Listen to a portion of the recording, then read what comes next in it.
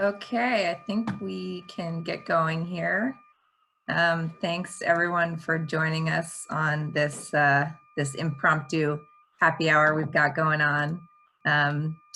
Yeah, so we still have our regularly scheduled networking opportunities on a bi-weekly-ish basis, but we may periodically announce these last-minute sort of lightning happy hours to get together and discuss, breaking news in the community. And this executive order on promoting American seafood competitiveness and economic growth certainly qualifies.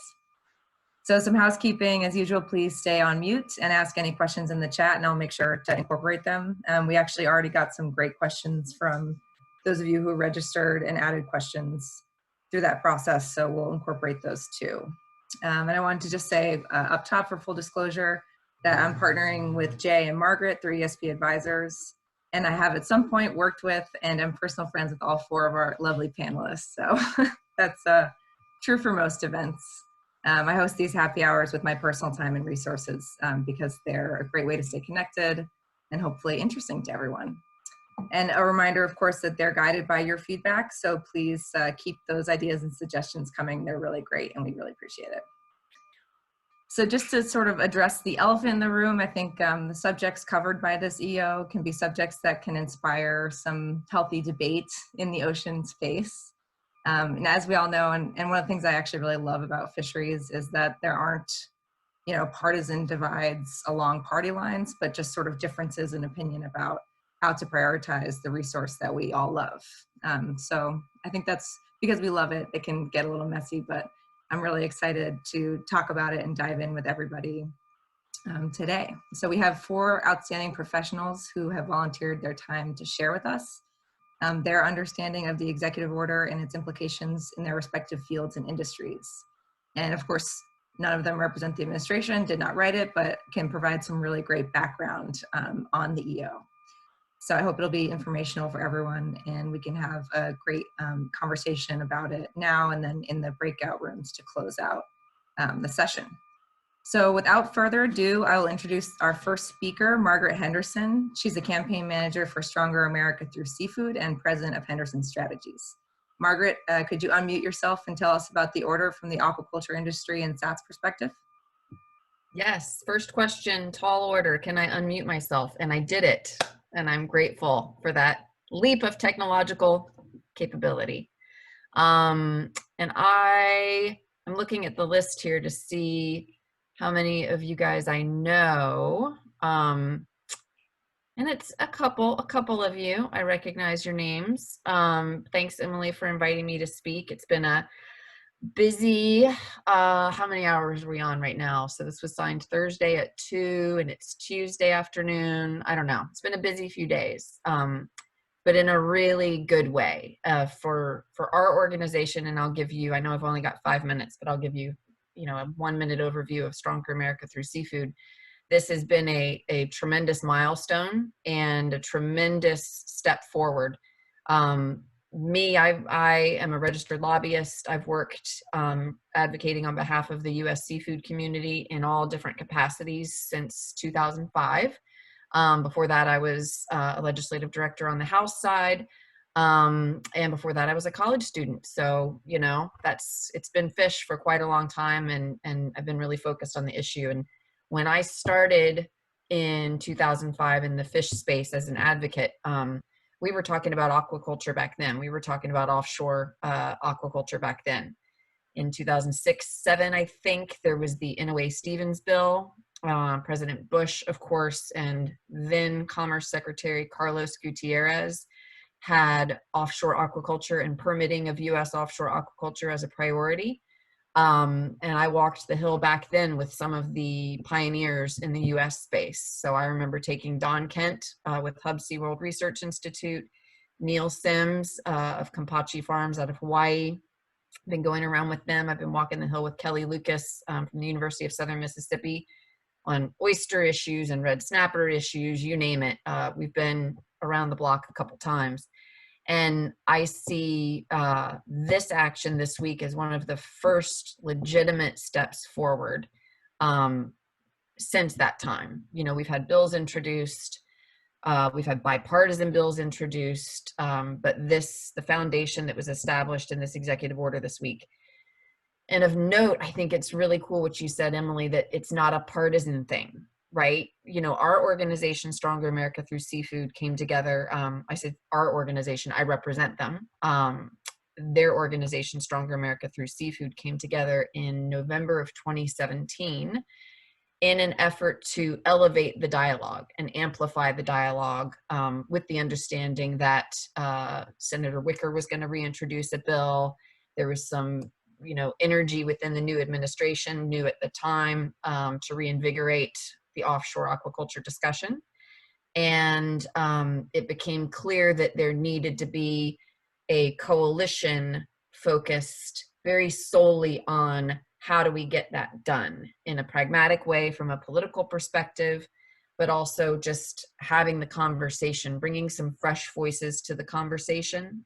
For so many years, it was the pioneers and the guys on the front lines like Taylor Shellfish, or like I said, Don Kent, these folks, the researchers, Sea Grant, carrying the message. Stronger America Through Seafood brings in a new set of voices. So we represent Cargill, which is a massive ag firm headquartered here in the United States.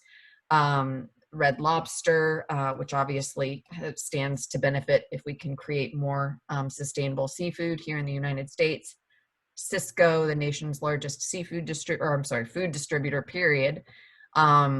Fortune Fish, we've got Pacific Seafoods out of Oregon.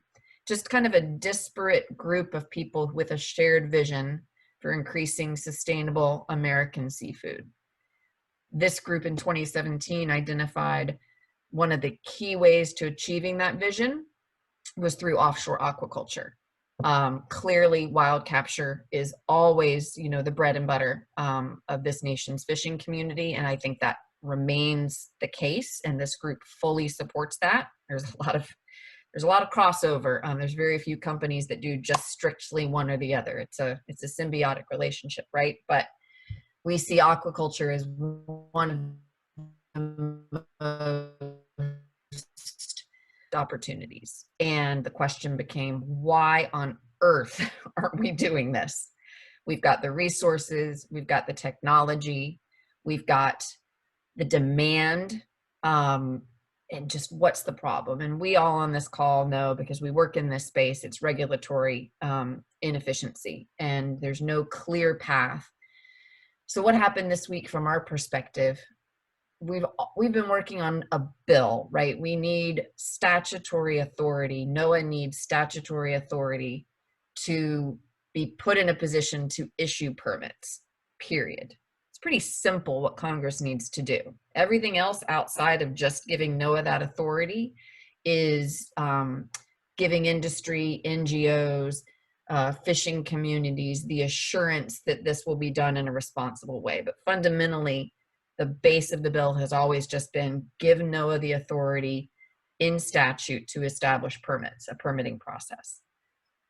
But very important to that, clearly, will be the executive process.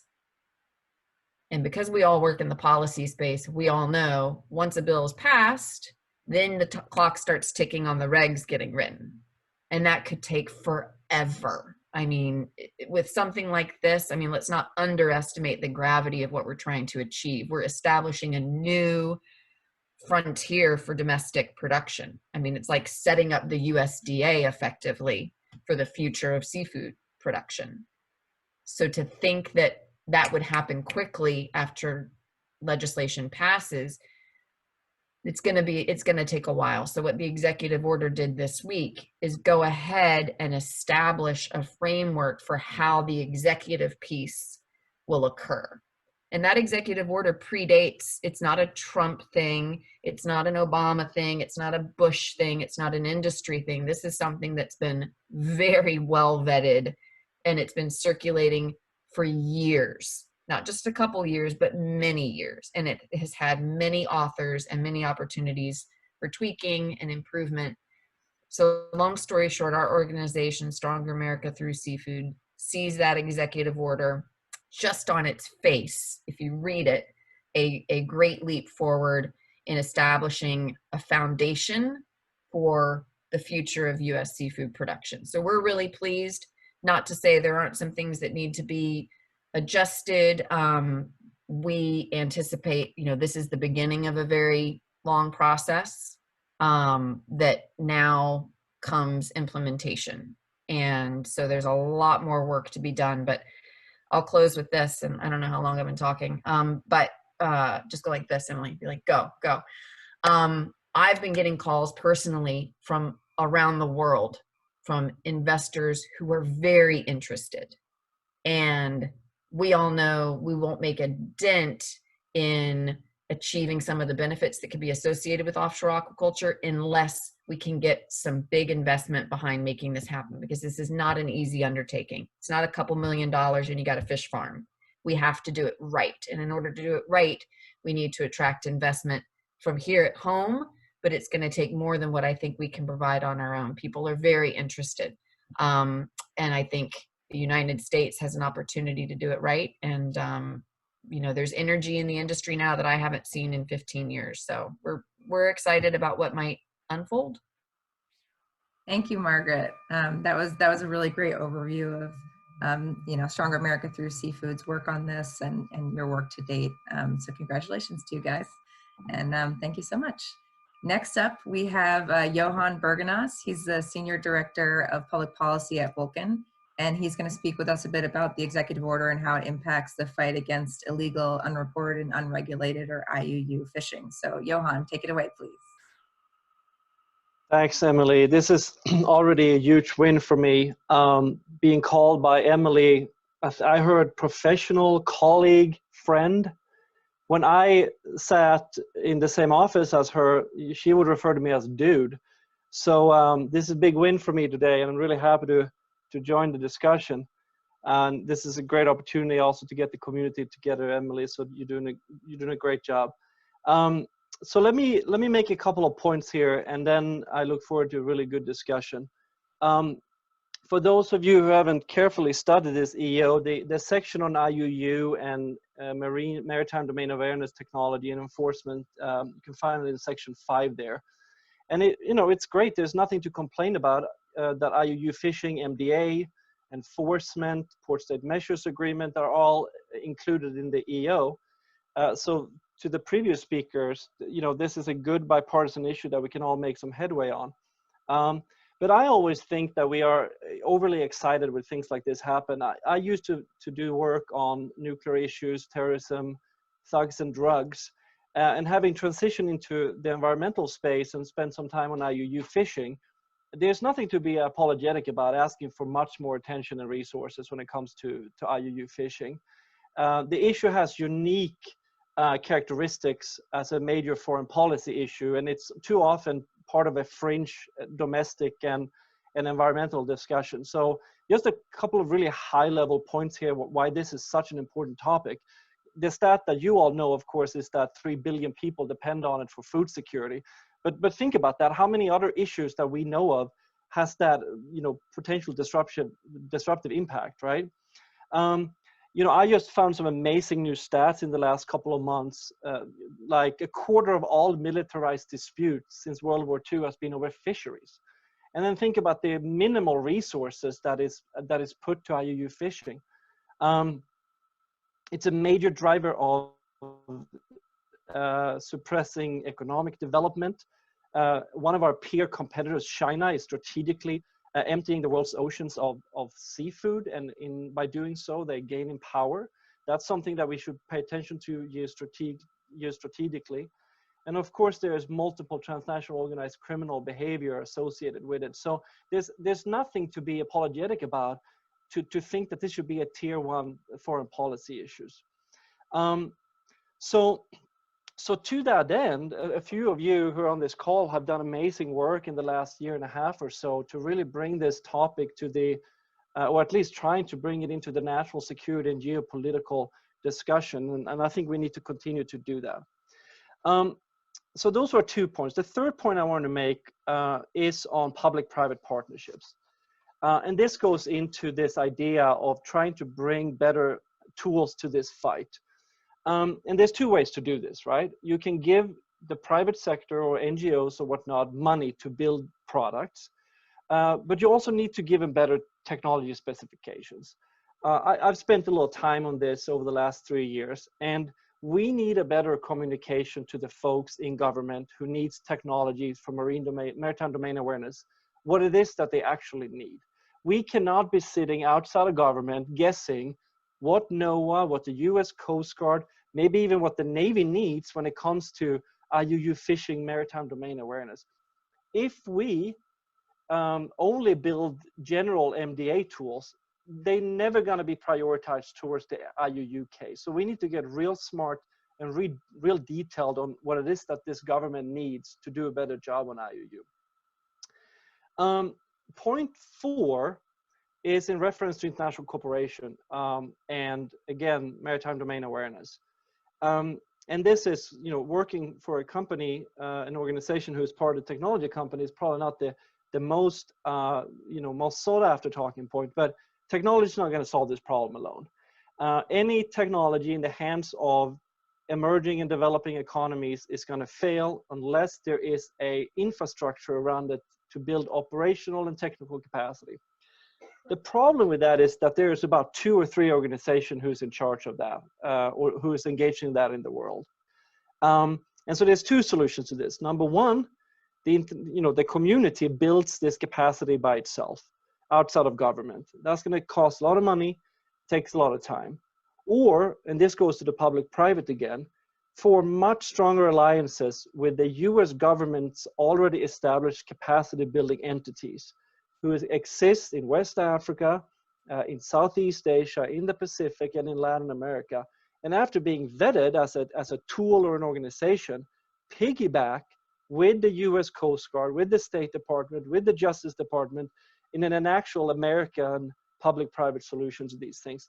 Technology and NGOs can leverage the capacity building tools that the government has, and the government can leverage free or almost free technological solutions. So finally, and this is sort of my favorite here.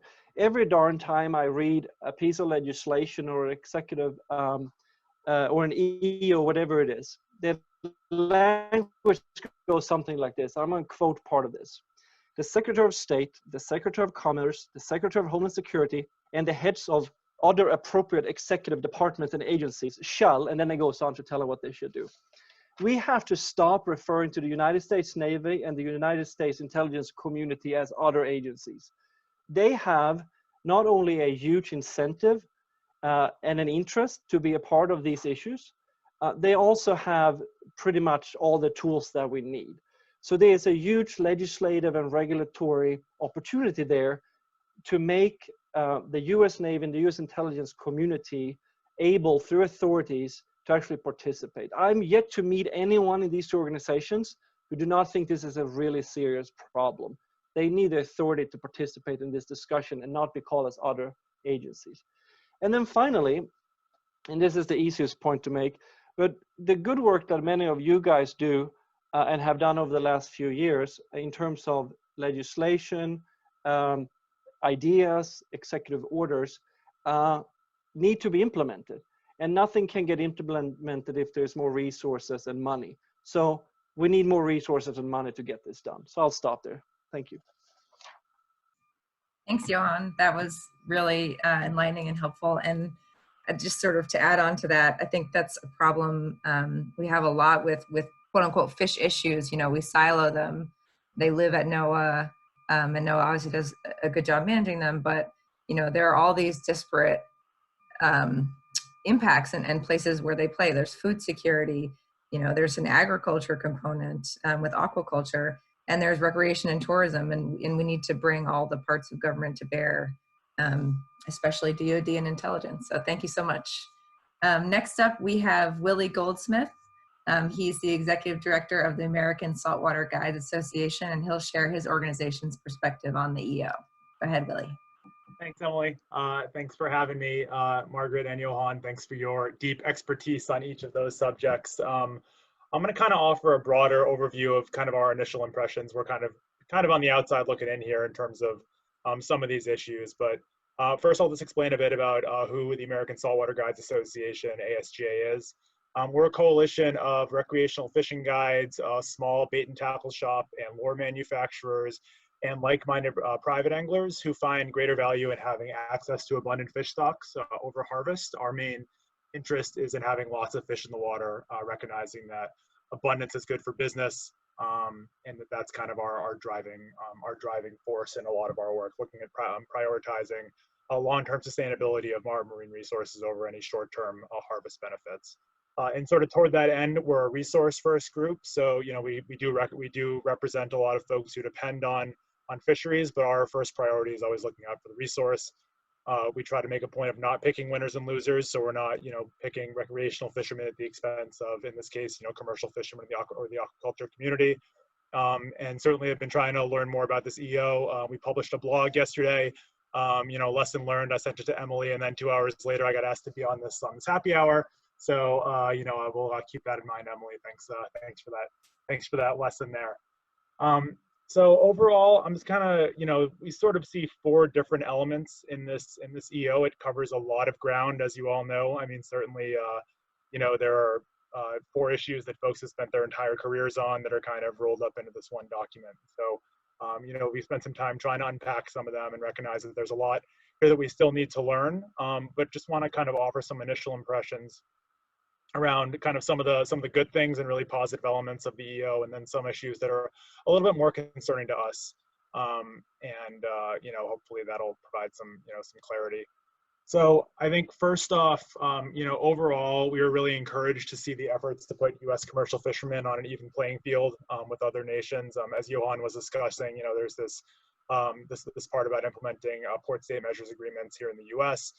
You know, as Johan described, there's a lot of nuance there and a lot of challenges to reconcile. But it is, you know, it's a great effort to recognize the efforts of American fishermen. You know, 47 stocks rebuilt since 2000, operating under the Madison-Stevens Act and some of the strongest fisheries legislation in the world. So it's a great nod to those folks and the efforts that they've made.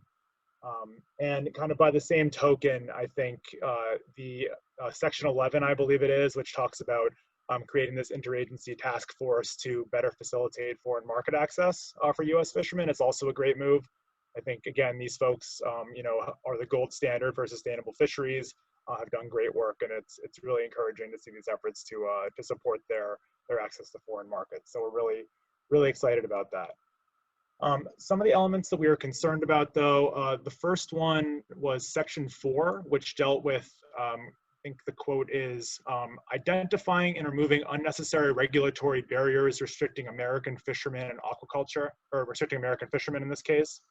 We don't quite know what that means. I think, you know, this section, it basically directs regional councils to submit a list of actions to increase production within sustainable limits. You know, I know that we have Madison-Stevens Act, which is supposed to be the backstop here. But we're not quite sure sort of what this section is trying to do that wouldn't undermine some of the main tenets of Madison. You know, we have this federal law that talks about managing for optimum yield. And so, you know, where basically are these additional harvests going to come from?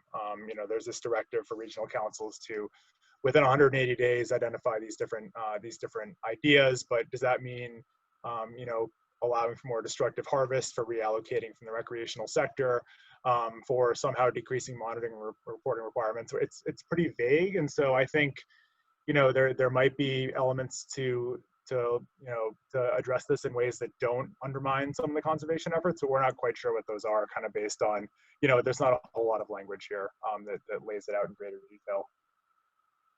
And so the fourth issue that I want to touch on is, you know, certainly what Margaret talked about.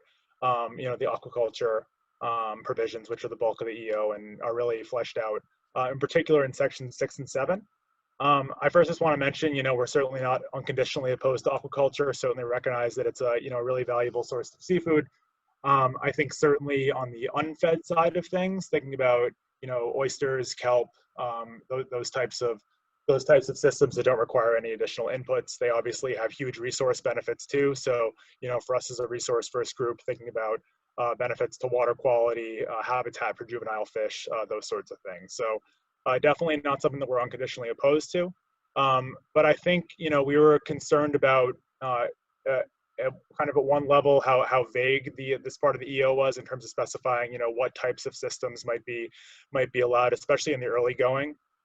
You know, is it going to be, you know, are you going to be allowing invasive species into areas? Is it going to be fed systems that might rely on forage fish or potentially have waste or invasive species impacts? So there was a lot that we weren't quite clear on there. And certainly, of course, you know, there's been a lot of press around the concerns around the potential impacts of open ocean aquaculture from an environmental standpoint. So, you know, a lot of unanswered questions there. And then the second part that we kind of had questions about was Section 7, which talks about the kind of this really aggressive rollout plan. So it talks about, I think over the next 5 years, having as many as 10 different regions identified to potentially conduct aquaculture projects. And that's a lot, I think. You know, it strikes us as a really aggressive plan that, you know, maybe there should be some time taken at the beginning to better understand the initial impacts and kind of how the process plays out. Certainly, again, thinking about whether you want to consider lower risk projects like unfed systems first, and then also seeing how the public comment and transparency piece plays out. There is an element there that allows for that, but we just want to make sure that those are all, that folks' concerns are being considered here, because this does obviously impact a lot of other sectors. So I think that's about it. You know, we see some really encouraging elements here, you know, nods to the successes of American fishermen and recognizing their work over the past decades, but also see some concerns around the increasing harvest from the wild side. And then also, while we're certainly not opposed to aquaculture, I think just some of the elements around the nuances of how that's going to be rolled out, you know, give us pause, and we'd like to explore that further. Thanks, Willie. That was really informative, and we really appreciate your point of view. And I started touching on some questions I have here from the audience, but I'll save it till the end. But thank you so much. And next, last but certainly not least, we have Jay Sterne, who's the president of Windward Strategies, and he's been working in the commercial fishing industry for a long time. He knows his stuff. So please tell us about all things commercial fishing in this EO, Jay. All right, well, thank you, Emily, and thank you to the other presenters. I'm an attorney lobbyist, so I look at the executive order from both a policy, boots on the hill kind of perspective, but also from a legal standpoint. I've done 2 tours of duty on Capitol Hill, the first a longer time ago for Congresswoman Jolene Unsold, a Democrat from Washington State, and also worked for Senator Lisa Murkowski from Alaska. So some of my comments will reflect the Alaskanization that occurred over time. Also wanted to point out that when I worked for Senator Murkowski, I was actually on the Senate floor staffing her when the Senate approved the ratification measure for the Port State Measures Agreement. And it is a very rare thing when the Senate addresses treaties, and when they vote, they actually stand up and down. And it almost looks like some kind of a Saturday Night Live skit, but it was fun being there. But that's 6-7 years ago, and the fact that we are still going through the process of trying to implement and address the underlying treaty issues is, you know, part of the problem. And so I'll also dovetail with what Margaret started out by saying. A lot of these measures, like the Port State Measures Agreement implementation, have been coming down the pike for a while. I'm going to focus on commercial fishing elements within the executive order, and particularly Section 4, removing barriers to American fishing.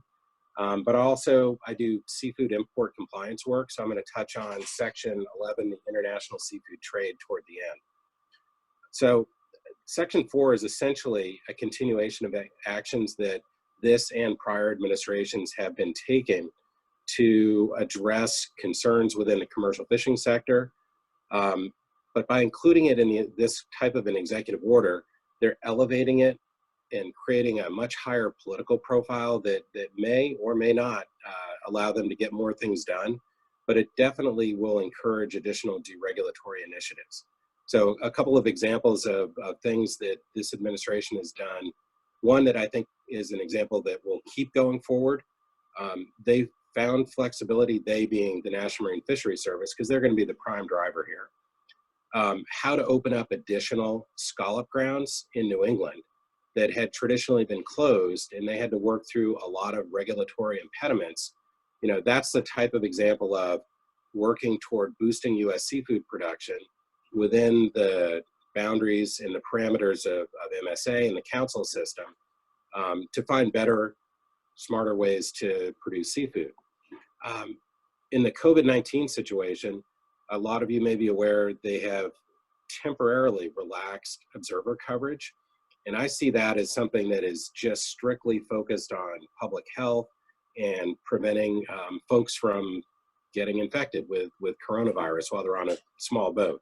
So I wanted to draw a distinction between the longer term deregulatory approaches and the shorter term COVID-19 responses. And one other example I'll mention, before I was on Capitol Hill in the Murkowski office, so 2013, 2014, predating that, I was working with commercial fishermen in Alaska who were trying to eliminate a regulatory requirement. These were cod fishermen fishing out in the Bering Sea, by definition, more than 3 nautical miles offshore. And they were required by EPA to grind all of their fish waste and then pump it over the side in this really nasty looking fish paste. It took from that time until last year to persuade not the Obama administration, but ultimately the Trump administration, that there was no biological or ecological support for this regulatory requirement. But the fact that it took more than 8 years to go through a policy, legal, and regulatory process is an example that I like to use for why things could be done better. So I understand Willy's concern that there's not a lot of detail in how this is going to roll out. Very little guidance in the EO, but the main focus is two-pronged: reducing burdens on domestic fishing, talked about opening up new grounds, talked about eliminating some expensive, or in the fish grinding context, a nonsensical kind of a requirement, and then increasing production within sustainable fisheries. I really see this as continuing to be driven by the council process. I would also look to the council coordinating committee. You know, this is something that was established under MSA. It's an attempt, and I think a very good one, to bring the regional councils together to find common ground and to do things on a more national basis. Their organic terms of reference still recognize that each region is different and has different priorities, limitations, or other objectives. But I would look to the CCC. The other thing that I would point out in the executive order is it's not going to gut the MSA, it's not going to gut the MMPA or the ESA or NEPA. By its terms, the executive order says solutions must comply with the MSA, ESA, MMPA, and other applicable laws. So it's not an end run. It's not, you know, we're not repealing the Endangered Species Act with this. So, and then going back to my first point, that this is an ongoing deregulatory type of an administration. There's a reference to the unified regulatory agenda. As I've worked over the last couple of years on different environmental and fisheries issues, you know, one of the seat of the pants requirements is if you're going to propose a new regulation, then you have to, an agency has to find 2 to get off the books. And that's not an easy process. And that's really not that easy in the fisheries context, because the National Marine Fisheries Service is very, I mean, there's no way for it to manage fisheries except by regulation. And beyond fisheries, when you have in-water construction projects, whether that's aquaculture or offshore wind or a whole range of other in-water activities that almost always implicate endangered species, then you're doing interagency consultations, you're doing biological assessments, you're doing Section 7 consultations, you know, so there's still a lot of room for even incremental improvement in some of these areas. So I do see conflicts potentially with the recreational sector, but that's nothing new. And that's what the regional councils are set up to try to balance. So again, I would look more directly there. We've seen conflict between the offshore wind sector and commercial fishing interest around the country. And I think this is an area that's going to keep Margaret and others very, very busy over the next horizon, as those areas are starting to be identified offshore. The traditional commercial fishermen and potentially recreational fishermen are going to be very interested stakeholders as they look at how that moves forward. So I think one of the challenges with this executive order is we're at the tail end of the first term of the Trump administration. Some of these timelines will hit before November. Others are going to be punted over into either a second term for Trump or for President Biden or whomever. So it's incumbent on the group that's on this call or this video and the next Congress, all the stakeholders. I mean, this is not a cut and dry process that's going to stop in 9 months, 90 days, 180 days. So I also wanted to say a couple of things about Section 11. International seafood trade is also an area that this administration has been doing a lot to protect U.S. seafood interests. For those who saw Trump coming into office on a pure deregulatory agenda, and a lot within the seafood import world, we're shocked that they defended the seafood import monitoring program.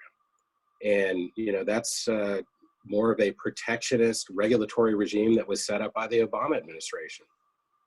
So when you look at a level playing field that is intended to boost domestic production, it makes sense that they're going to elevate a task force that, I mean, it covers everybody: state, interior, ag, DHS, OMB, the White House, Commerce, FDA. You know, within 90 days, a task force is going to produce a strategy that, you know, these are pretty lofty, identifies opportunities to improve access to foreign markets. So those are trade negotiations. And everybody's seen in the news how challenging trade negotiations with an entity like China can be. At times, the seafood sector has been just absolutely just slammed, and not in a good way.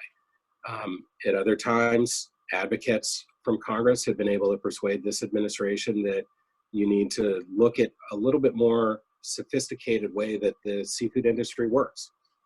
One of the questions that Emily provided in advance, you know, notes that a lot of U.S. harvested seafood goes overseas for processing. Some of it, and if that's coming back from China into the U.S., then some of that, a very large portion of it, actually get caught up in the trade sanctions. So I hope that that's something that they can work out better.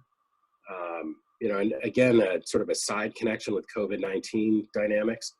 Maybe there will be an effort to bring more seafood processing back onto U.S. shores.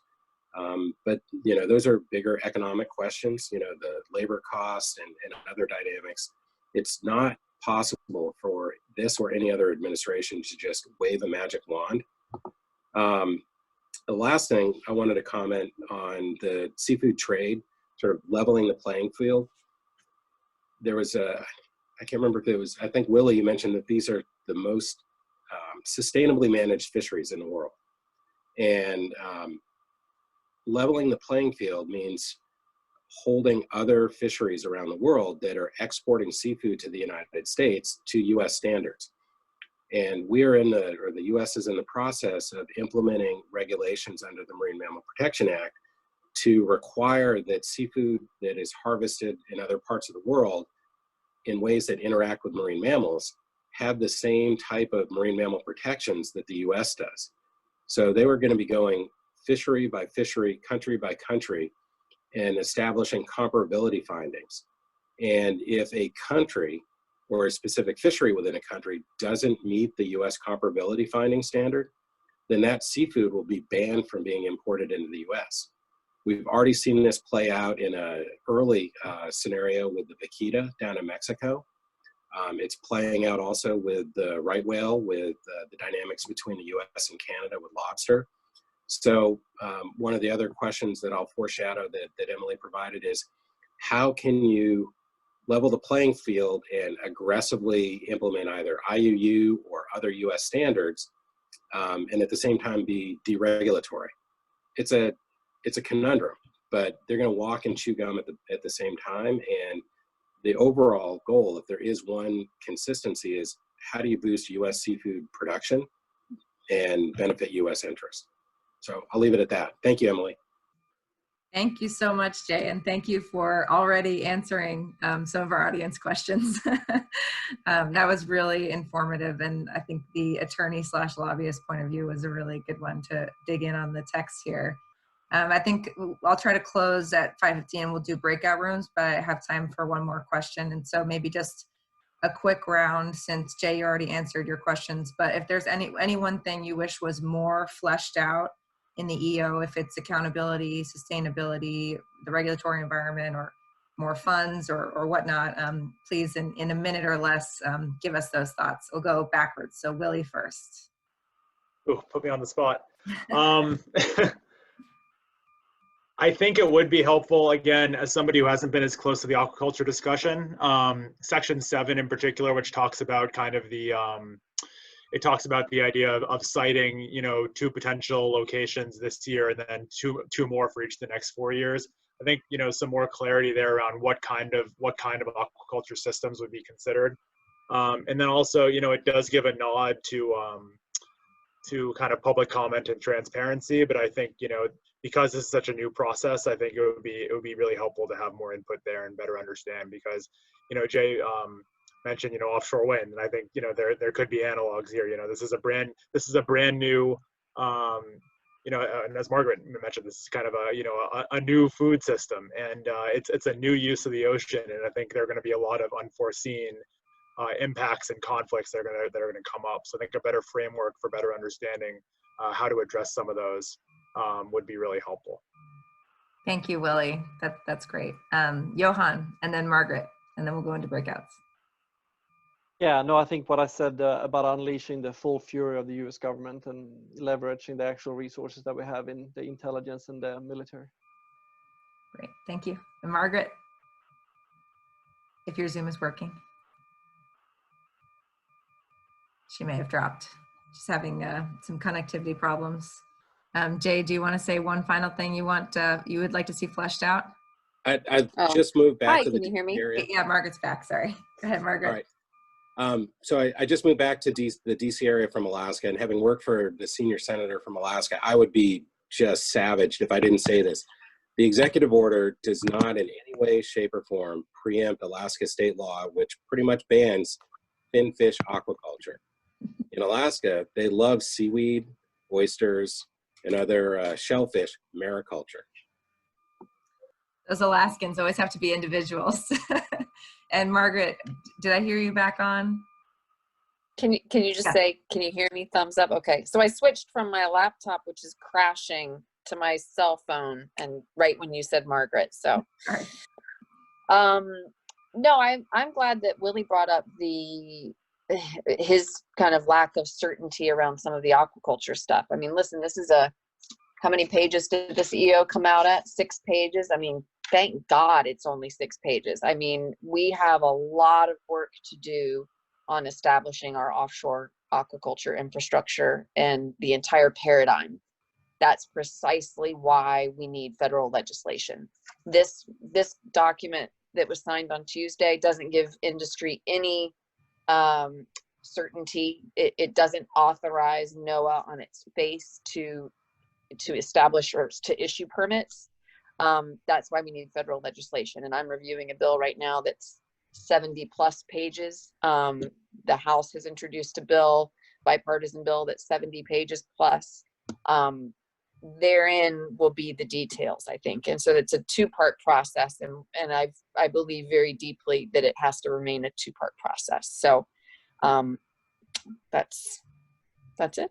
Thank you. Thank you to our speakers. This was really informative. I learned a lot, and I hope folks on the call did too. We're about to finish up in breakout rooms. Feel free to stay 5, 10 minutes, an hour, as long as you want.